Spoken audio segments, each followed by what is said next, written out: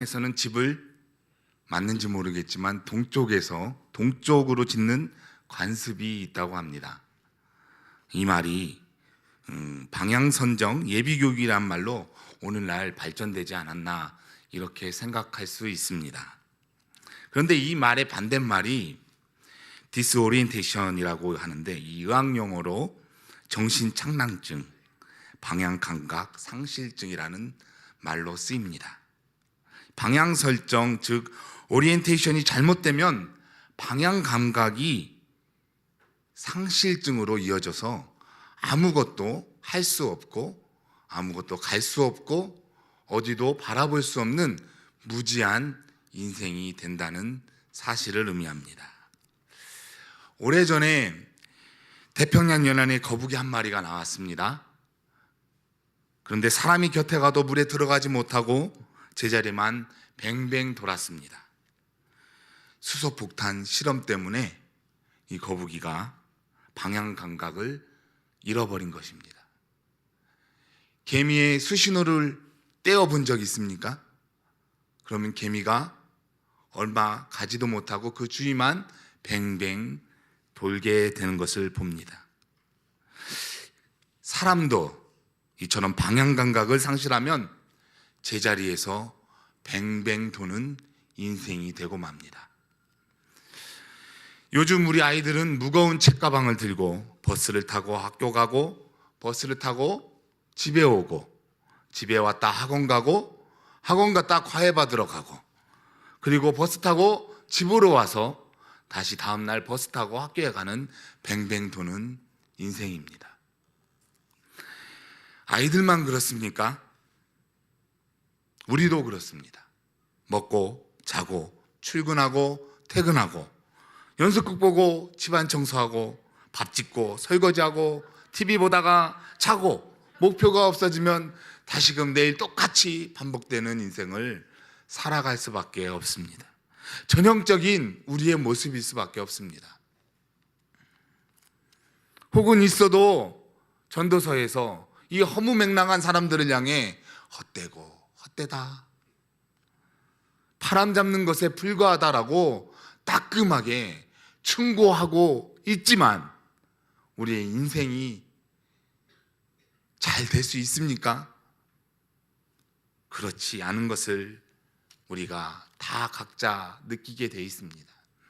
하나님은 이런 사람들에게 디스오리엔테이션이라고, 방향 감각을 잃어버린 사람이라고 따끔하게 오늘 말씀하십니다. 목표가 뚜렷이 서 있지 않으면 뱅뱅 도는 인생이 되고 맙니다. 그렇다 하면 두 가지를 생각해 볼 수 있습니다. 나는 목표가 있는가 없는가? 그럼 목표가 세워져 있다면 나는 잘 세워져 있는가 아니면 잘못 세워져 있는가? 목표는 다 있으시지요. 새 학기, 새 해를 맞이하는 온 무리가 다 목표가 있습니다. 목표 없이 사는 사람도 물론 있습니다. 참 안타깝습니다. 그렇지만 그들은 삶의 의미도 삶의 보람도 그럭저럭 살아가는 그런 사람들의 모습에서 무엇 때문에 살아야 할지, 살 필요가 있을지 없을지 고민해 보거나 그런 무지한 인생도 물론 있습니다. 우리는 그런 사람이 되어서는 안 되겠습니다. 목표를 세웠다 하더라도 그 설정된 목표가 온전히 바로 세워진 사람인지 아닌지 여기서 확연히 드러나게 됩니다. 이것이 디스오리엔테이션입니다. 여기서 그 갈래의 갈 길이 갈리게 됩니다. 목표가 없는 것보다 목표가 있는 것이 더 많지만, 많은 이 무리 안에서 잘못된 설정으로 말미암아 이탈하는 사람이 더 안타깝다는 것입니다. 자기 나름대로 목표를 세워서 열심히 뛰고 돈도 벌고 현장에서 땀을 흘리면서 척이나 애쓰고 살아갑니다. 그러나 이 목표가 내가 보기엔 바를지라도 하나님이 보시기엔 잘못되어 있는 목표라 할 수 있습니다. 저도 잘못된 목표를 설정해서 허구맹랑하게 가다가 이 자리에 오기까지 수많은 시련을 겪게 하셨습니다. 초등학교 6학년 때의 일입니다. 저는 꿈이 많고 운동도 좋아해서 축구 선수가 되겠다고 1번부터 쭉 번호대로 일어나서 말하는 시간이 있었습니다. 나는 축구 선수가 될 거니까 우리 반 친구들도 다 알고, 그래도 제가 보기엔 초등학교가 아니라 국민학교 세대다 보니까 이해하시죠? 1번부터 일어나서 발표할 때 10번쯤 되려 제가 일어났습니다. 그리고 나는 목사가 될 거야 라고 말을 했습니다. 내 마음은 그렇지 않았지만 제 입은 허무맹랑하게도 목사가 되겠다고 이야기를 한 것입니다. 그러고 걷잡을 수 없이 다른 말들로 꼭꼭꼭 채우기 시작했습니다. 예수 믿지 않으면 지옥 가고, 예수 믿으면 천국 가고, 회개하여서 예수 믿고 다 구원받자. 이게 초등학교 6학년 때의 일입니다. 이쪽에서 하나 울고, 저 뒤에서 하나 울고, 저 끝에서 하나 울고, 이 옆에서 하나 울고, 바로 옆에 서 계신 선생님까지 울기 시작했습니다. 걷잡을 수 없는 상황 안에 상황은 10번에서 종료됐습니다. 그리고 저에게는 계속 찾아오는 후회와 한숨과 왜 그랬을까, 잃어버리고 싶은 충동만 계속 남아 있었습니다. 그러고 그 기억을 가지고 올곧게 살았으면 되는데, 목표를 잃어버리고 하나님께서 주신 사명을 잃어버리고 그 은혜를 감지하지 못한 채 제 멋대로 살았던 것입니다. 결국 목표가 잘못 설정되어 있는 제 무지한 인생을 하나님께서 돌이키셔서 이 은혜의 자리에 세우셨기에 그 은혜가 더 큰 줄로 믿습니다. 우리의 인생이 하나님께로 목표가 설정되는 큰 은혜의 인생이 되어야 하겠습니다. 여러분의 생의 목표는 무엇입니까? 바울 사도도 하나님을 위해 살겠노라고 열심히 살아갔고, 그에 따르는 지혜와 지식도 가문도 뒤따라 올 수 없는 그 앞에 선 자였습니다. 그런데 그가 열심히 지제들을 잡아서 없애려고 온 정열을 다해 그 젊음을 불살랐던 것을 우리는 다 기억합니다. 자기 판단은 올바른 목표일이라 여겼지만 그것을 하나님이 보시기에는 disorientation, 영어 못하는 제가 자꾸 써서 죄송합니다. 잘못된 방향 설정이라는 것을 계속적으로 지적하셨다는 겁니다. 바로 더 의학적인 용어로 말씀드렸던 것처럼 정신착란증에 걸렸다 할 수 있습니다. 이는 자기의 인생을 은혜로 살아가는 줄로 알았지만 공중 권세자들의 어떻게 해요? 짓눌려서 그들의 꼭두가시가 되어 있는 어리석은 인생이었다는 사실입니다. 우리도 어디쯤 가고 있는지 되짚어 보아야만 합니다. 나는 열심히 달려가고 주의 일에 충성을 다해 봉사하고 있지만 그 길목에서 내가 누구를 걸려 넘어뜨리게 하고 있지는 않은지, 누구를 붙잡아 신앙적인 강요로 열심으로 예수 믿게 하려는 어리석음을 범하고 있지는 않은지 짚어야 하겠습니다.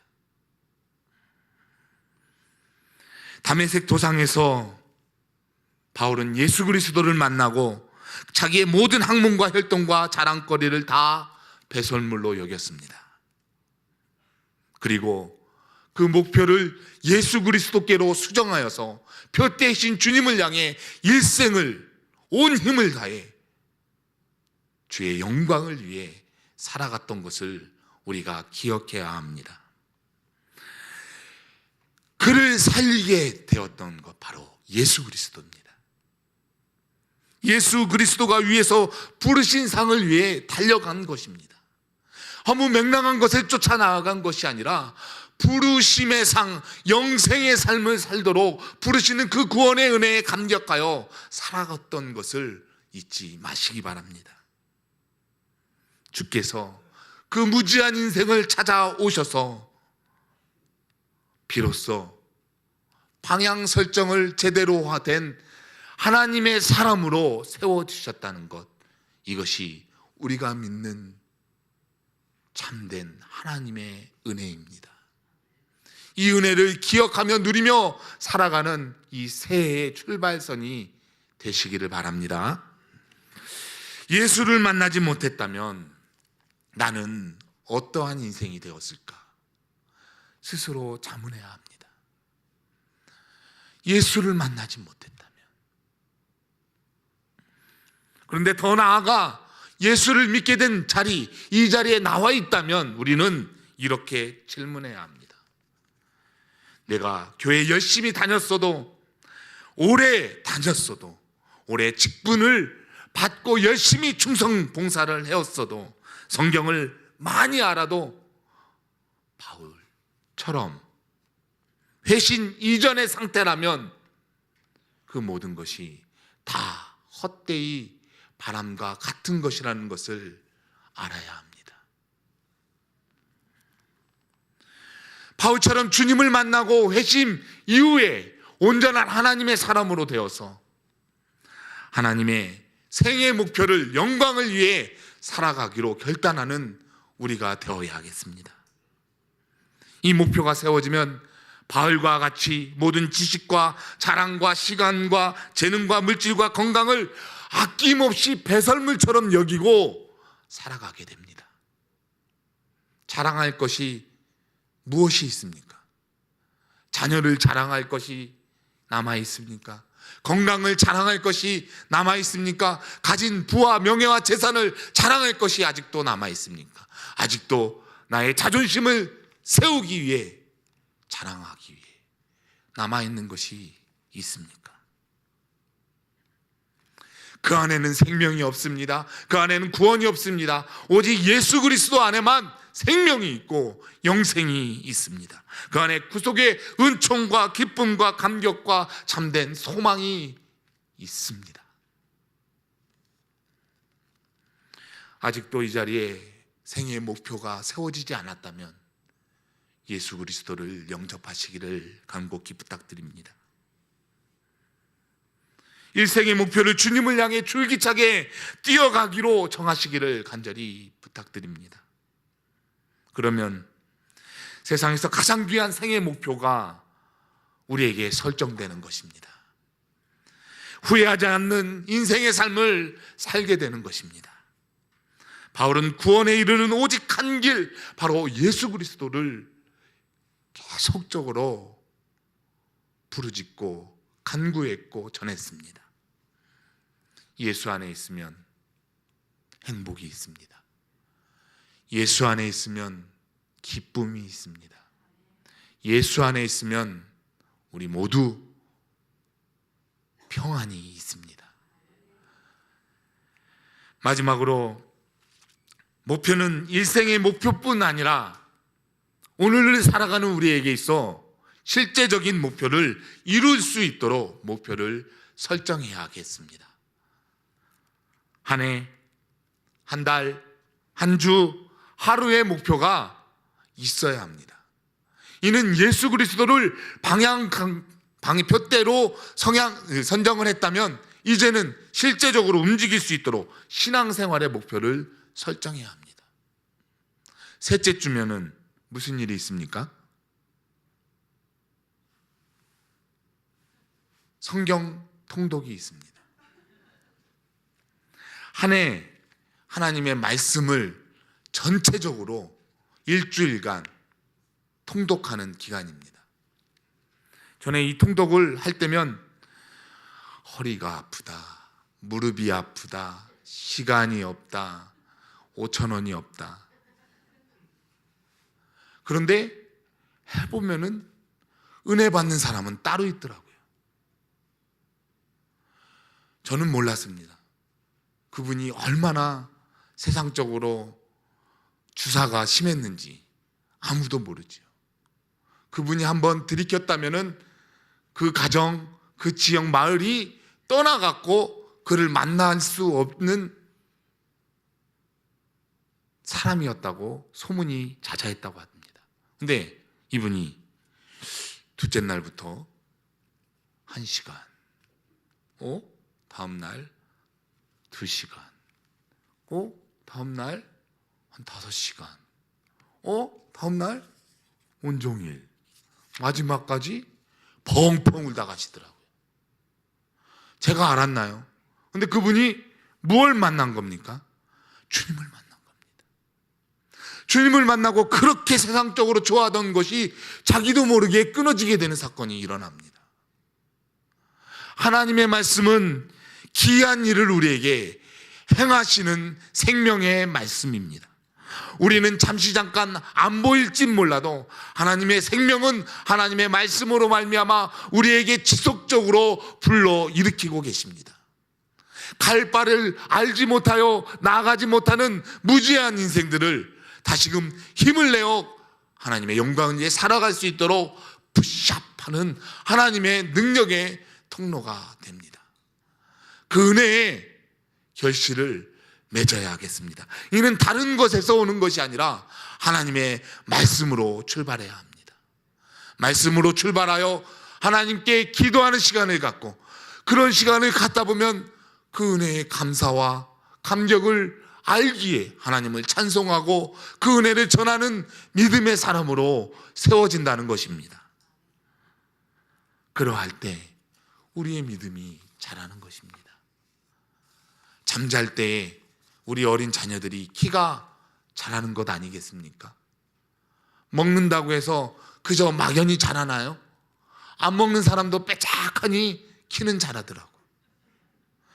우리의 영혼이 하나님의 말씀으로 자라가지 않는다면 이 살은 찌우고 보기 좋을진 몰라도 하나님의 관점에서 바라볼 때는 상하고 결핍되어 있고 부족하고 메말라가는 인생 아니겠습니까? 영혼의 때를 위하여 이 한 해를 하나님께 온전히 헌신할 수 있는 힘과 능력을 우리 주께로부터 받으십시다. 그런 한 해를 살아가서 하나님께 영광이 되고 한 해 영적 부흥으로 민족의 동반자가 되는 믿음의 실제적인 삶을 살아가는 저와 여러분들 되실 수 있기를 간절히 축원합니다.